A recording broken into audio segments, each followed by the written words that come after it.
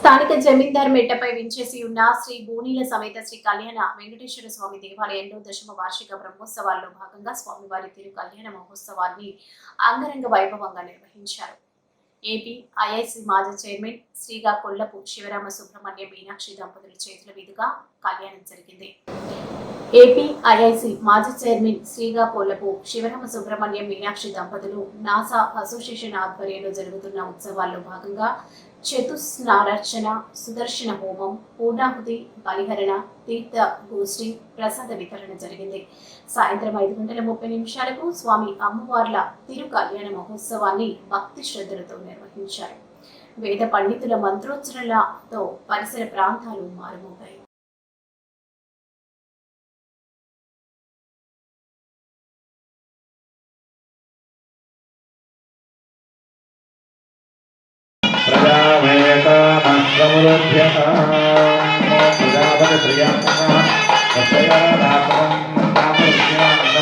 కళ్యం అంటే సుఖము అని అర్థం.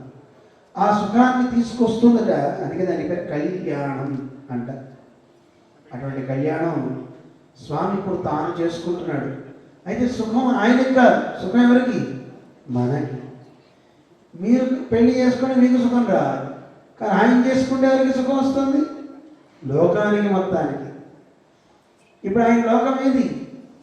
ఇక్కడ ఉన్నాడు, ఇగో ఈ పేట, ఈ ఊరు, ఇదంతా నాదే అని స్వామి ఇక్కడ కూర్చుని ఉన్నాడు. వెంకటేశ్వరుడు స్వామిని మనందరం ప్రార్థన చేద్దాం. స్వామి, నువ్వు సుఖంగా ఉండాలి, మమ్మల్ని సుఖంగా ఉంచాలి.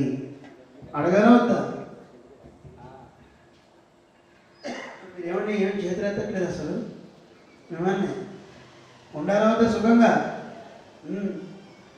అందుకని మనం పరమాత్మని వేడుకుందాం. అమ్మతో నువ్వు చేరి ఉండు చాలు. ఒక్కడే ఉంటే కనుక పెళ్లి కాకుండా ఉండే తేజస్సు వేరేటండి, పెళ్ళైతే ఉండే తేజస్సు వేరేటండి. అప్రమేయం హితత్తేజ యస్య సా జనకాత్మజ. ఒక రాక్షసుడు చెప్పాడు ఈ మాట. మారీచుడు రాముడిని చూసి అన్నాడు, అరే వివాహం కానప్పుడు ఇన్ని చూశాను, ఇంకా మీసాలు కూడా రాలేదు, అప్పటికంటే ఇలా ఎంత పరాక్రమం ఉంది, ఎంత తేజస్సుంది, ఏమిటి మెరుపులు అని చూస్తే పక్కన అమ్మవారు వచ్చాడు. సీతాదేవి అప్పట్లో లేదు, కానీ ఇప్పుడు సీతాదేవి ఉంది పక్కన. అందుకే ఆయన తేజస్సు శతగుణితోత్తరమైంది. అమ్మ పక్కన ఉంటే ఆయన అందరికీ అన్నీ ఇచ్చేవాడు అవుతాడు. అమ్మ పక్కన లేకపోతే అందరికీ నన్ను వడ్డించేవాడు అవుతాడు. ఇచ్చేవాడు అవ్వాలా, వడ్డించేవాడు అవ్వాలా? మిమ్మల్ని చూశారండి, మీరంతా గొప్పవాళ్ళు. ఇచ్చేవాడు కావాలి పరమాత్మ. అందుకే అమ్మని చేపట్టాలి స్వామి. అమ్మని ఇద్దాం అంటారా? మిమ్మల్ని అమ్మ అంటే లక్ష్మీదేవి అండి.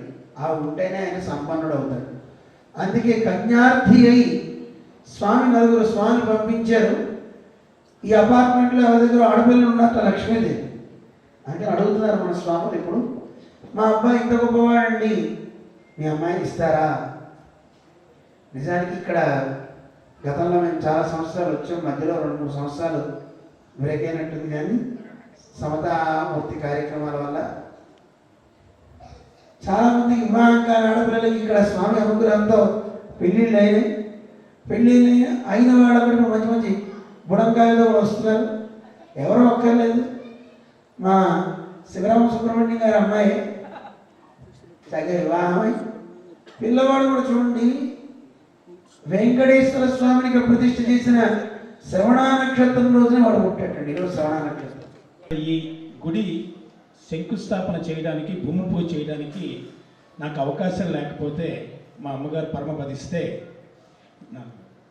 మా నాన్నగారు పరమపదిస్తే, మరి భట్టస్వామి వారు దంపతి సమేతంగా వచ్చి ఉదయం 4 గంటలకి వచ్చి ఆయనే ఇక్కడ భూమి పూజ శాస్త్రోక్తంగా చేశారు.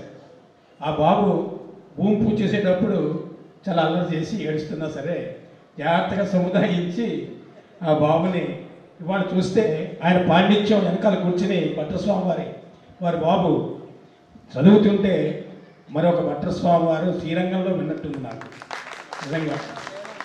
అదే అది నిజంగా అద్భుతమైనటువంటి మరి ఆ స్వామి భట్రస్వామి వారు ఏ రకంగా అయితే ఆయన శంకుస్థాపన పూజ చేశారో, మాది చిన్న ఆలయం, ఇది మందిరమో ఆలయమో నాకు తెలియదు, కానీ ధ్వజస్తంభం లేదు, ప్రదక్షిణ లేదు. స్వామి దక్షిణముఖంగా చూడొచ్చు అంటే అహోబలి స్వామివారు తప్పకుండా మీరు పెట్టుకోండి. ఆ రకంగా స్వామిని సేవించుకోవడానికి ఆ శ్రీరంగ క్షేత్రంలో ఏ రకంగా అయితే ఉందో ఇక్కడ కూడా స్వామి దక్షిణం చూసే రకంగా మరి స్వామివారు చెప్తే ఆ రకంగా అక్కడ ప్రతిష్ఠ చేసుకున్నాం. స్వామివారి చేతుల మీదుగానే ఆ ప్రతిష్టా కార్యక్రమం జరిగింది. ఇందాక స్వామివారు చెప్పినట్టుగా అంటే భూమి పూజ చేసిన భట్రస్వామి వారు, ప్రతిష్ఠ చేసినటువంటి అహోబలి స్వామి వారు ఇద్దరూ వేయించేసి ఇవాళ కళ్యాణ కార్యక్రమంలో మరి మన ముందు సాక్షాత్కరించడం మేము అదృష్టంగా భావిస్తున్నాం అని చెప్తూ